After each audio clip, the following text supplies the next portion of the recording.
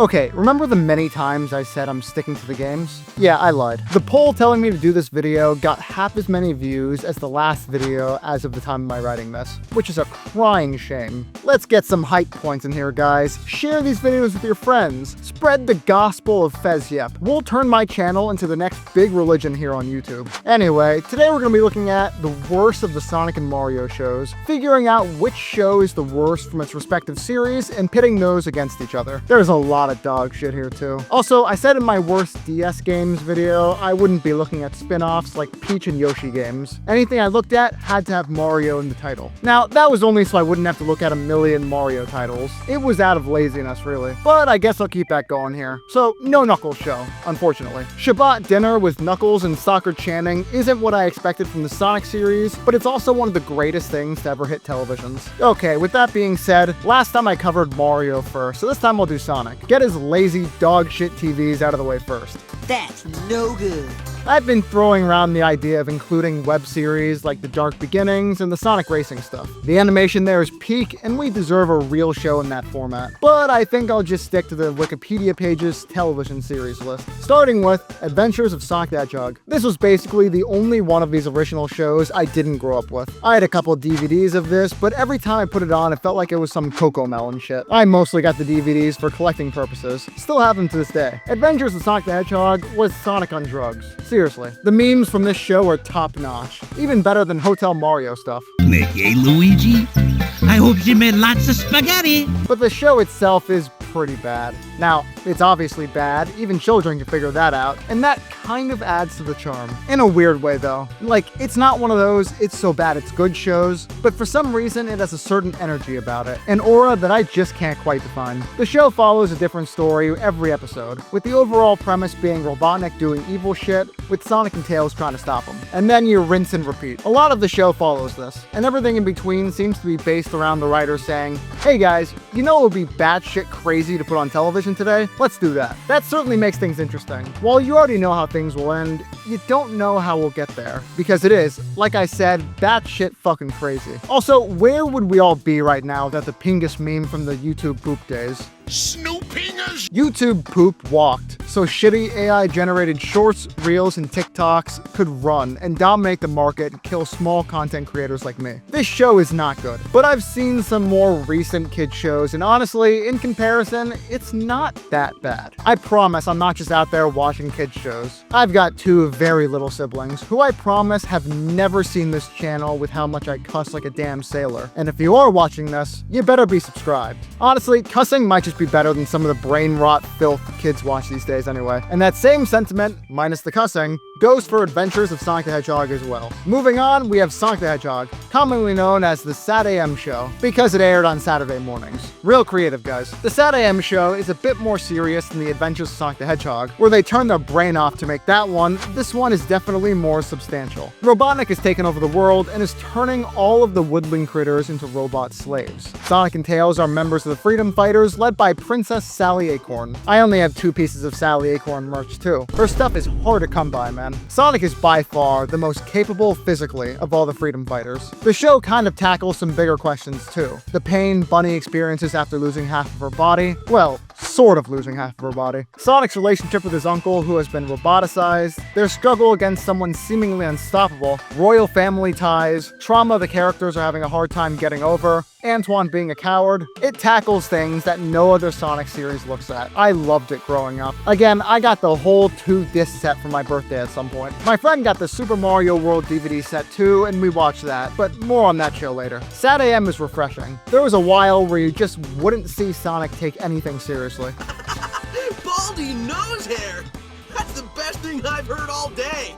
He still jokes around in this show, but at least the characters have a serious threat to handle, and Robotnik was a fucking menace in this show. It was the evilest I had ever seen this character on screen before. This guy is not the same as this guy, this guy, this guy, this guy, or this guy either. Seriously, Fuck this guy. Anyway, moving on. We're already basically halfway through the list. Isn't that exciting? Sonic Underground. From discussions on my channel, it really seems like this is the fan favorite to win here. Or rather, lose, I guess. I have 2 plushies from Denny's and some DVDs of Sonic Underground, but I never got that into it. Besides memorizing that bitchin' intro song. I've watched the first few episodes a ton of times, but that's about it. I know Knuckles is in it, and I know he's got a thing for Sonya, but I don't know, man. Let me go watch some videos on this real quick, and I'll get back to you guys. Okay, they definitely have a thing for each other. Also, Knuckles looks fucking stupid in the show. The show is about this queen who gets a prophecy that if she doesn't separate from her children and eventually join forces with them later on, the world is done for. The intro explains the whole thing, and with a bitchin' song too. Here, I linked it for you. Go check it out. But how good is this show? Well, it's not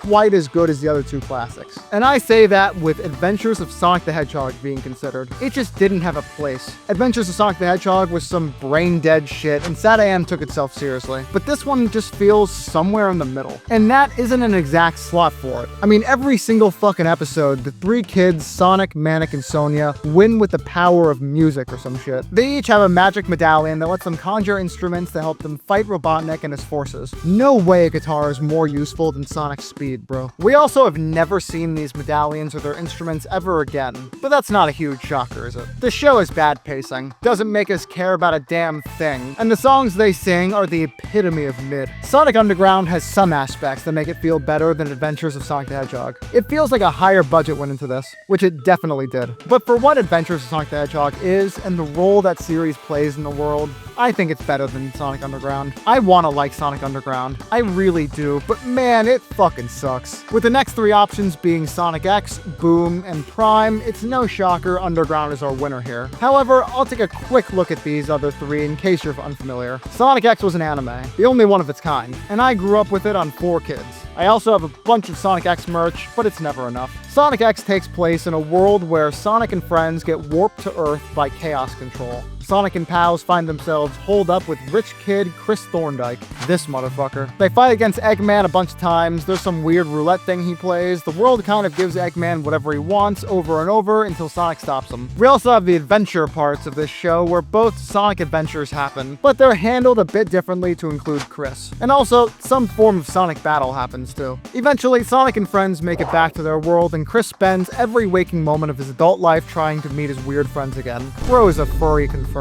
He finds a way, goes there, becomes a child again, and they fight the Meta-Rex in space. Shit is fucking crazy. Also, there's Cosmo. Sonic X has its faults. It's kinda cheesy sometimes, and the writing is dog shit, but it's also kind of hype. Like I said, it's a Sonic anime. The only one of its kind, like come on. Super Sonic fighting Super Shadow went hard as hell. And Dark Sonic, the only time this form has happened, it was kinda hard as fuck. But I've shown the first episode to my fiance. It's kind of inexcusably hard to watch as an adult. SatAM episode 1 was way easier to defend. Sonic Boom, on the other hand, is a funny haha meme show. I used to love this picture as a teenager. Honestly, I've never watched the full episode of this, but I know enough. It is fucking funny. It's the funniest Sonic show there is, which isn't saying much, but still. It also doesn't take itself seriously, but it knows damn well what it's trying to be. If you want a good time, here it is. In some ways, it is the best Sonic show we've ever gotten. Of course, besides Shabbat Dinner with Stockard Channing, but that's a Knuckles show anyway. Lastly, Sonic Prime. I really like Sonic Prime. I got the entire toy set from Jax. My problem with the show is that the issues feel repetitive and it never feels like the problems in the show are grand enough. Like, we know for a fact Sonic will get through this,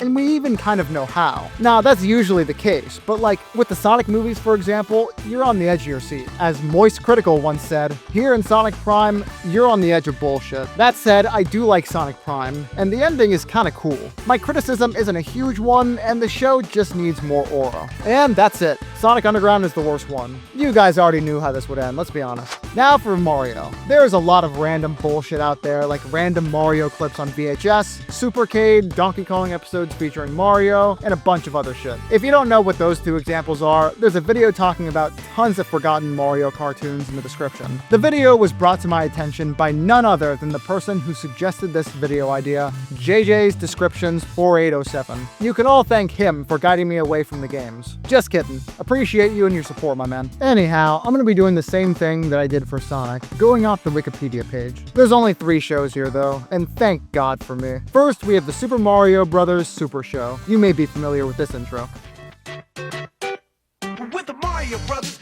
performance, a game. We're not like the others who get all the fame.